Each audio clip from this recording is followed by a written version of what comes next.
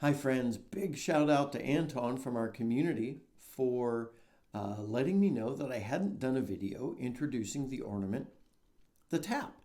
I've talked about it a couple of times, but I've never introduced it. So thank you for that prompt, and because that's what we're doing today. We're looking at the ornament, the tap. It's also called the strike, but the tap seems to be the most common name that I found, so that's what we're going with. Oh, by the way, thank you all. Whether you've been with me from the start of my journey or you're just joining us, thank you guys so much for the great input, the questions, the feedback, the recommendations. It's so helpful in helping me learn so that I can then help all of us learn. So, the tap. The tap's pretty similar to a cut. It's a quick movement. So like with a cut, remember, if I'm playing a G, I'm going to bounce off of either the G or I'm going to open and release the D. I'll use the D in this instance. It's a slightly sharper ornament. But if I'm playing the G, that's 3 fingers, and I'm going to tap, I'm going to use the F sharp, the 4th finger. It's not quite as pronounced. It's slightly more subtle than the cut. And so it is actually a different ornament. And there are times when I feel like it's better than another.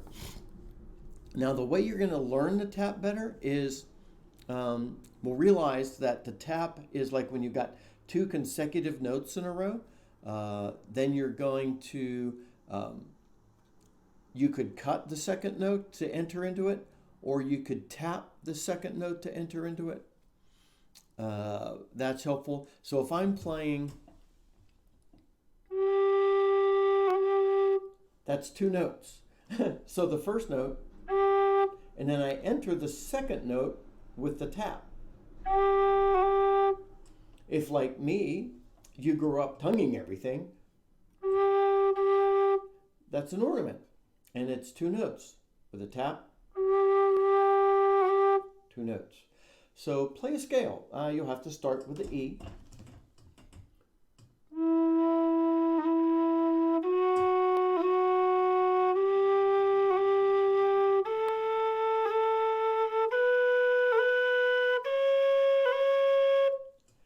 So, sorry I didn't finish that. It may feel funny. Feels funny to me. So play it as slowly as you need to because proper hole coverage is important.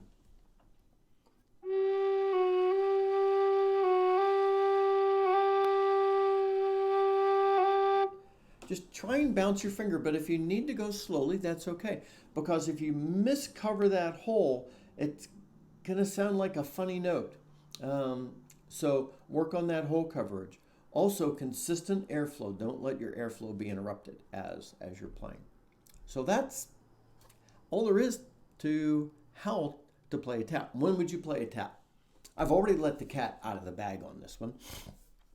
When there are 2 consecutive notes of the same. You could also play a tap on a transition to another, a change in dynamics or a change in emotion or a change in octave on a tune, just like you would with a cut, but you don't want that sharp of an ornament. So it's very helpful there. So that's a great way to practice this. For example, we had talked before about the tune Around the World for Sport. If I play that, it's in 4/4 time, it's in the key of G, that is 1 sharp. If I play that first couple of measures just straight, no syncopation, no ornaments.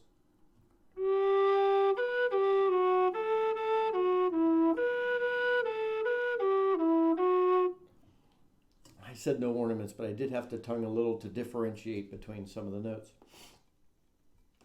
You could cut that first sequence of the A's.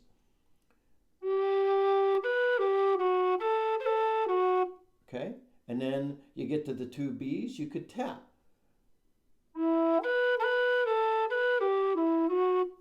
Putting that together.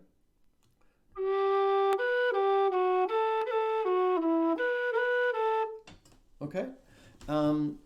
Some other ornaments I like to add in there, but that's helpful, and I think you'd like that. So practice the tap. See where you feel like it fits in. Um, Remember, don't let one ornament dominate the tune you're playing. Um, Change it up. We have so many ornaments in our toolkit now, so change it up and use different ones. Practice this ornament. Practice so you can play well, and play so that your practicing makes sense. Thanks for joining me today. Anton, thank you again for letting me know we needed to hit this ornament. And until next time, this is Scott Shade. Happy Lodi whistling, my friends.